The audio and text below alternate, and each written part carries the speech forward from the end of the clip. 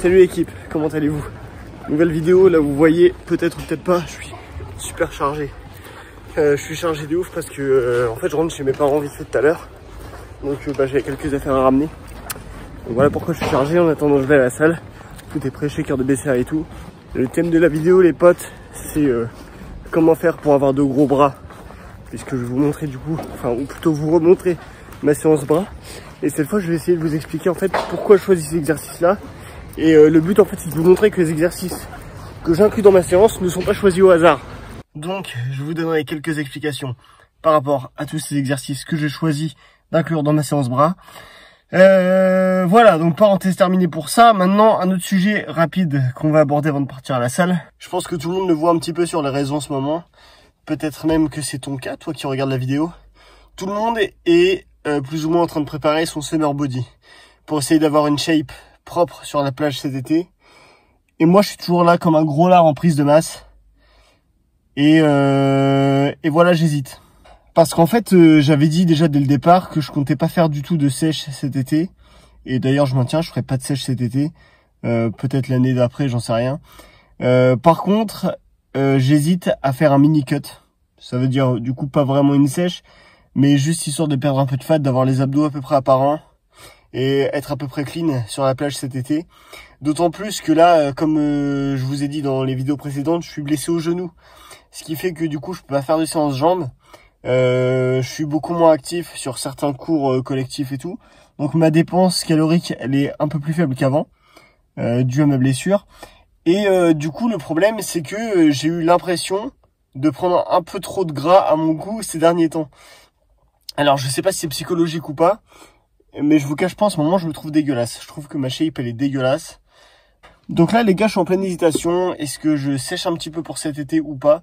Là, à l'heure où je vous parle, on est quoi? On est mi-mai, même pas? Donc en vrai, c'est totalement possible de le faire. C'est absolument pas trop tard. Je peux me mettre à fond sur 8 semaines ou... Ouais, 8-10 semaines. Et obtenir un physique plus que correct, je pense.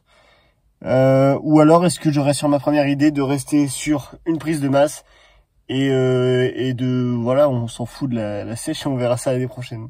Du coup je sais pas, je suis encore un peu indécis, j'en sais rien. Voilà, si jamais vous voulez m'aiguiller, n'hésitez pas. Donc bref, affaire à suivre. En attendant, je vais pas traîner plus, je file à la salle, j'ai une séance bras qui m'attend, donc j'y vais de bonne heure ce matin parce que après je travaille et ensuite après je suis en week-end, donc voilà. Donc là j'ai ma séance bras à faire. Et c'est parti, let's go. C'est parti, séance bras, je vous donne quelques explications là-bas. Et voilà. Bon les gars, échauffement fini, je passe à ma première série de travail. Première série effective. Donc du coup, je vous avais déjà expliqué que moi, les bras, j'aime bien les travailler en superset. Donc un exercice biceps, un exercice triceps sans temps de récup. Donc du coup là, séance composée de 4 supersets.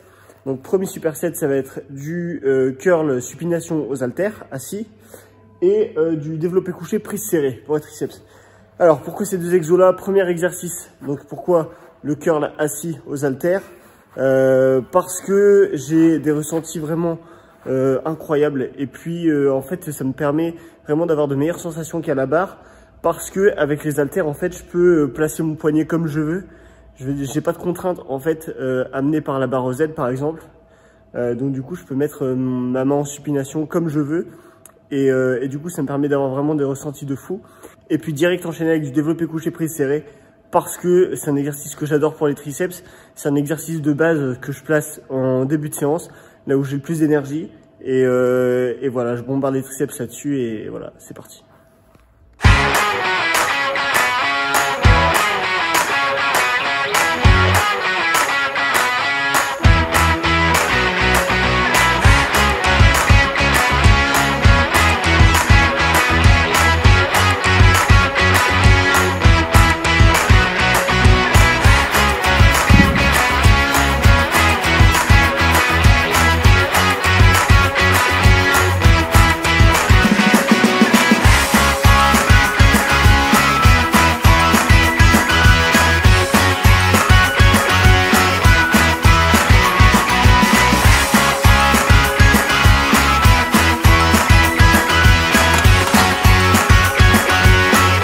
Premier superset validé. Donc je sais pas si je vous ai dit, mais je fais 4 séries. par superset. Donc on attaque le deuxième superset. Donc là on va avoir du curl sur le banc incliné aux haltères avec des dips lestés. Donc là pareil, l'idée pour les triceps c'est d'avoir un exo de base où je peux bombarder parce que j'ai encore de l'énergie en début de séance. Et du coup sur les biceps, pourquoi curl incliné? Parce que là on va venir vraiment chercher à cibler la portion longue du biceps. Donc sur le curl incliné, l'idée c'est d'avoir vraiment les coudes en arrière du buste pour pouvoir étirer la longue portion du biceps au maximum. Et tout simplement de venir en curl en gardant cette position avec le coude fixe. Puisque si vous commencez à vous asseoir sur le banc incliné mais en fait à faire des curls normaux, vous n'avez pas ciblé la longue portion du biceps. Et au final, ça sert à rien d'incliner le banc.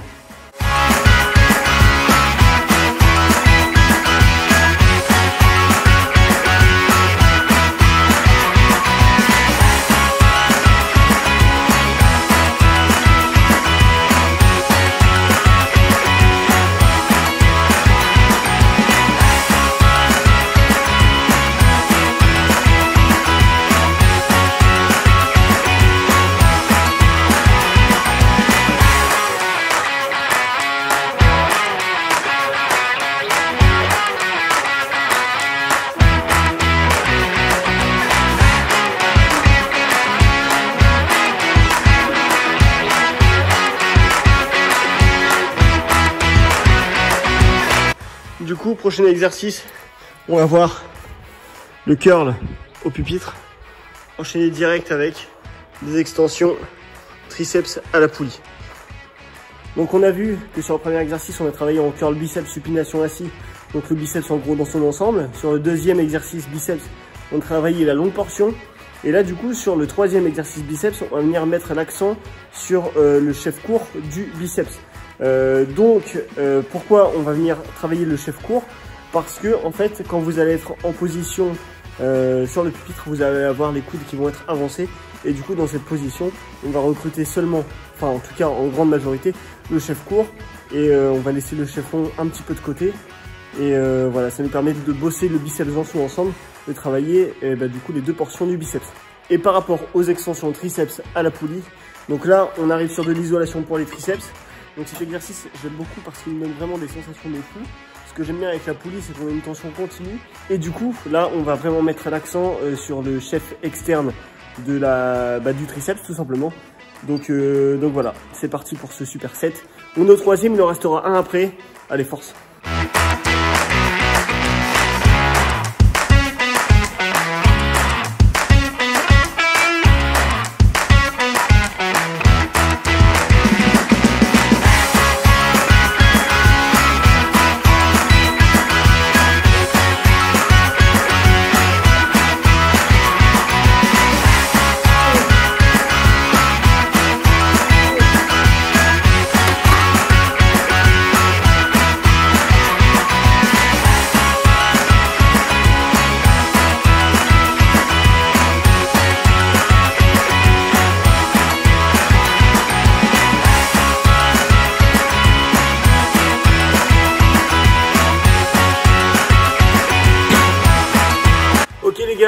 Dernier superset, il me reste 4 séries. Il va falloir bombarder. Donc qu'est-ce qu'on va au programme? Au programme, du coup, on va avoir du curl marteau aux haltères pour du coup venir cibler le brachial pour avoir un aspect d'épaisseur au niveau du biceps. Et du coup, on va aussi engager le long supinateur, donc au niveau de l'avant-bras. Ce qui nous permet du coup d'avoir simplement un avant-bras un petit peu plus volumineux. Et on va enchaîner direct avec des extensions triceps à la corde, donc à la poulie derrière la tête, cette fois juste derrière la nuque, parce que ça va nous permettre du coup de cibler la longue portion du triceps. Et du coup là on aura ciblé le biceps et le triceps dans leur globalité. Et du coup ça nous fait une séance bras bien complète. Et voilà. Du coup il nous reste ce superset là et après finito, on fera les mesures après. Au niveau de mon tour de bras pour voir à combien on est. Comme ça, il n'y aura pas de triche. Voilà. Souhaitez-moi de la force. 4 séries. Let's go.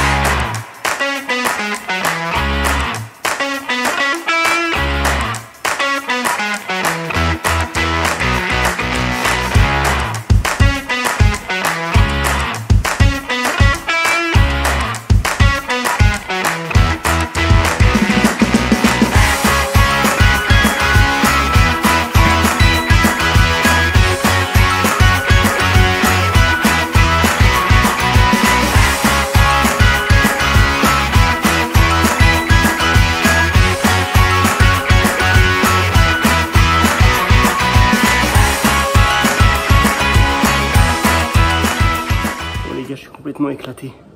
Séance terminée, j'ai les bras explosés. Du coup, ça va être l'heure des mesures. On va voir à combien on est. Et voilà, comme ça, il n'y aura pas de triche. Let's go. Ok, donc là, je sais pas si vous voyez, à droite, on est à 42. Je sais pas si on voit. Ouais, 42 ici, ok. Le bras gauche, je sais que le bras gauche est plus gros. Donc je pense que le bras gauche, on va être, je sais pas, aux alentours de 42,5, voire quasiment 43, je pense. On va voir, c'est parti. Sachant qu'à froid, à droite, j'ai 40. Et à gauche, j'ai 41, j'ai 1 cm d'écart. Donc là, en théorie, si mon calcul est juste, on sera à quasiment 43 à gauche. Ok les gars, et ben j'ai l'impression que mon calcul est juste, puisque là on est pile poil à 43. Et c'est ça, je dis pas de conneries. Ouais, 43. Donc les gars, tour de bras 42 à droite, 43 à gauche. Voilà, j'ai le bras gauche qui est plus gros que le bras droit. Je sais pas pourquoi. C'est comme ça depuis toujours.